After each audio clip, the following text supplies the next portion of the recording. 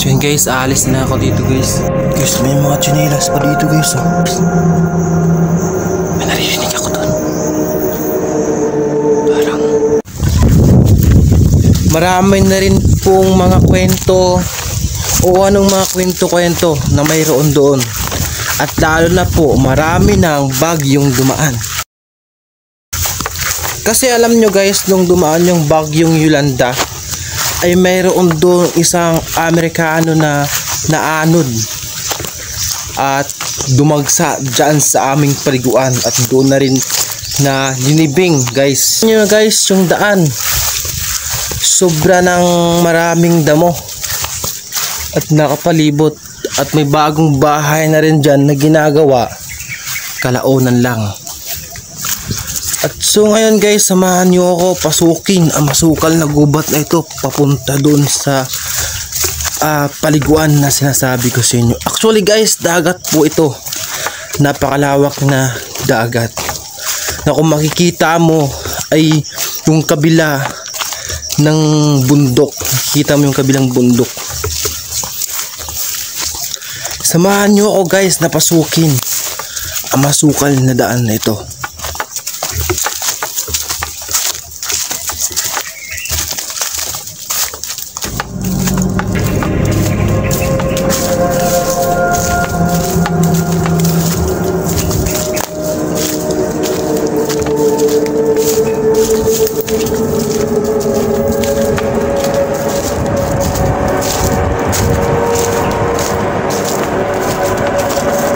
Medyo nakakatakot siya dito ngayon guys, kasi dahil sa mahaba at masukal na gubat na ito. Hindi ko po masyado kung anong kwento meron sa gubat na ito guys, pero nung kabataan pa ako, dito ako nalalagi guys, at dito rin po ako naninirador ng mga ibon nung kabataan ko. Pero ngayon guys, na siyempre malaki na tayo, binalikan ko siya, pero marami na ang nagkaiba. Tara guys, samahan niyo ako. Yung mga puno na yan guys, dyan ako nung naninira doon ng mga ibon. Malaki ang puno guys. Actually guys, daanan to papunta sa dagat nung mga tao na yung kabuhayan nila dito sa dagat. Dito sila laging pumupunta sa tuwing gabi. Pero hindi ko po alam kung anong na-experience nila pagdating sa gabi guys. At dito guys, may daan din papunta doon. Yung kabila na yan guys, dyan yung linibing yung Amerikano nung naanod ng Yolanda. Hindi ko siya, siguro pupunta natin siya mamaya guys, pero pupunta muna tayo dito. Samahan nyo ako guys, yung istorya ng bundok na ito. Pero hindi ko po lahat alam ang istorya ng gubat na ito guys. Kasi yung alam ko lang dito guys, yung ipapakita ko lang yung mga nakaraan na lagi ako dito. Maraming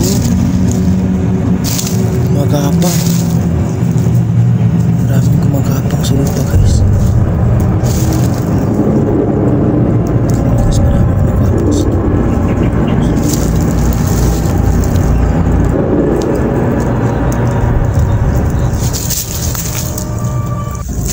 Maraming gumagapang sulod pa guys.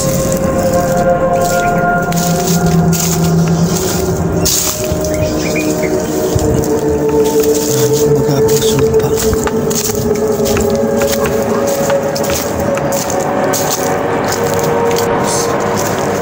Pero guys, pababa na ako dito. Pababa na ako guys, kasi dito na tayo na sinasabi kong paliguan. Pinagbabago guys, oh. Pinagbabago yung daan.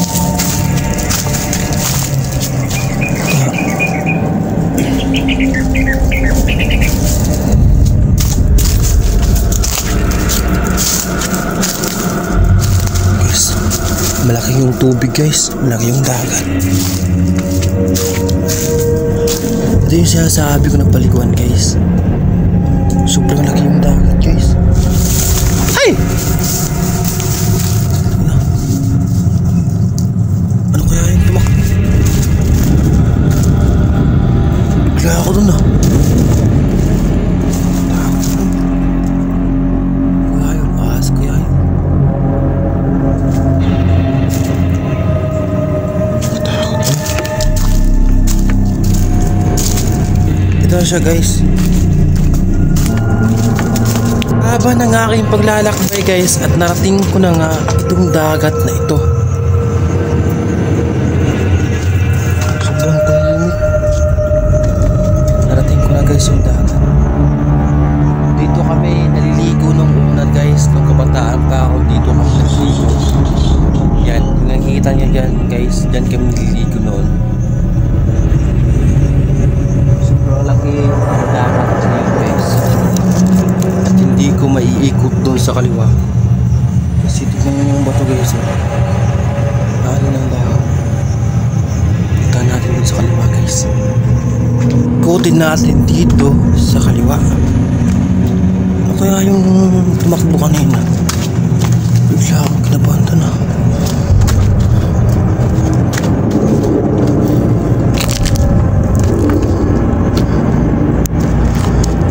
Guys, makikita nyo guys dito kung gaano kaganda na tanawin na makikita nyo dito guys. Sobra guys. Yung mga bundok na yan makikita nyo guys. Sobra. Napakaganda ditong lugar nito guys. Yan, dyan kami naliligo nung kabataan pa kami guys. Yan, dyan. Yung una umabot dyan yung tubig. Pero ngayon dyan lang. Subukan natin ikutin doon guys kung saan linibing yung Amerikano nung panahon ng bagyong Yolanda. Ikutin natin dito sa kaliwa guys.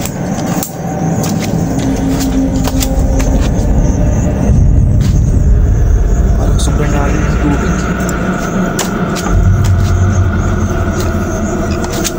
Sobrang lalim ng tubig guys.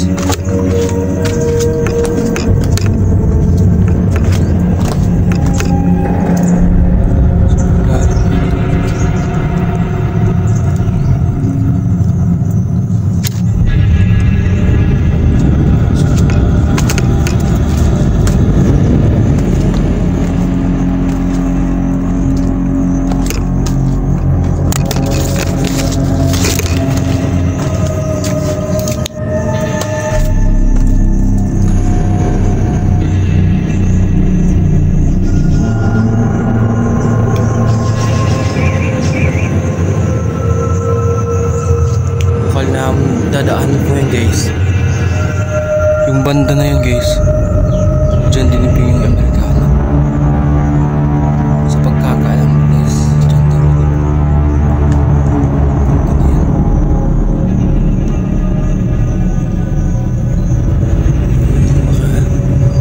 Hindi ko madaanan guys kasi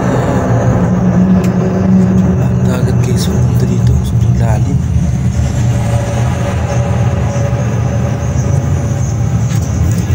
Susubukan ko pasukin.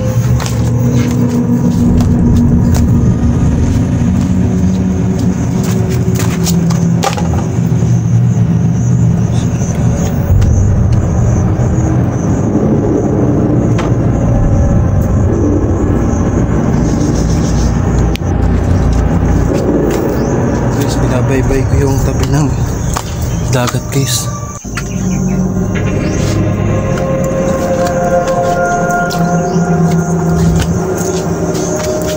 Baby.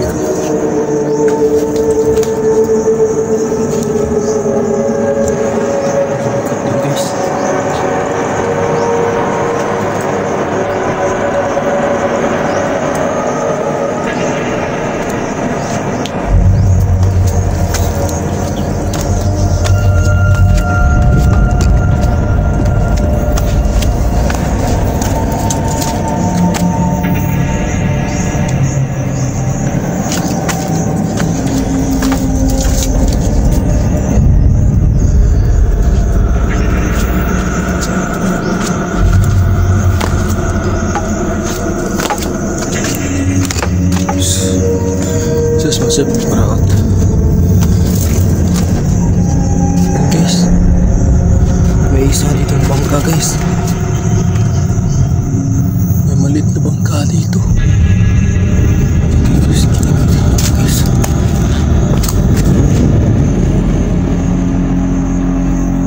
bandang doon guys. Bangka dito guys.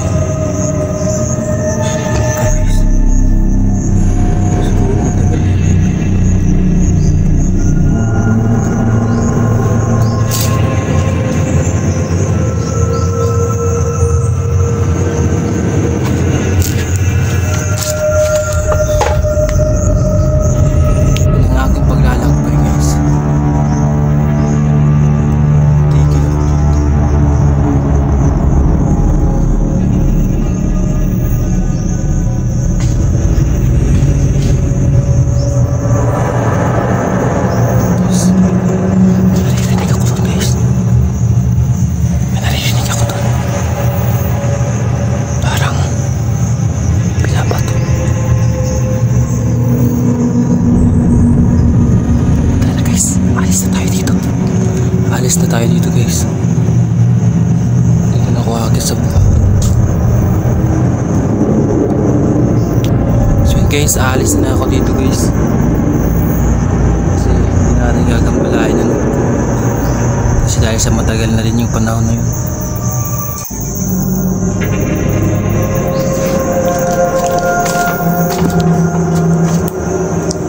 Alis lang ako guys. Sa mga time na ito, kailangan ko sana umalis na.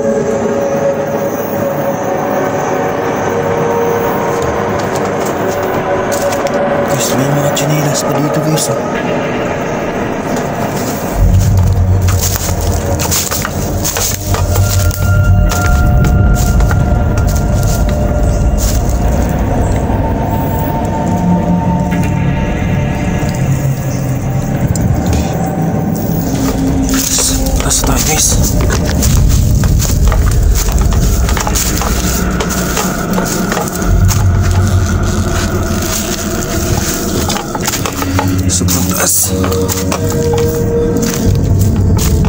Sobrang taas guys. Lisanin na lang natin yung lugar na yun doon guys. Kasi dahil sobrang tagal na rin yun no. Ilang dekada na rin yung dumaan yung Yolanda. Kaya hindi na natin doon pupuntahan pa. Kasi matagal na rin yun na mayapa eh. Kaya hindi natin isturbuhin.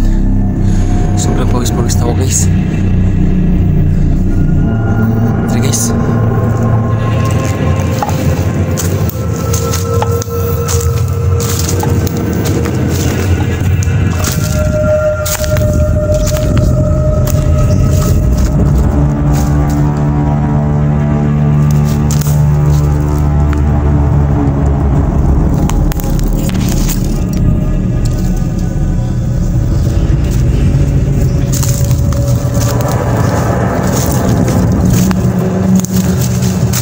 So yan guys, hanggang dito lang po yung aking video no. Maraming salamat po sa pagsama niyo sa akin guys.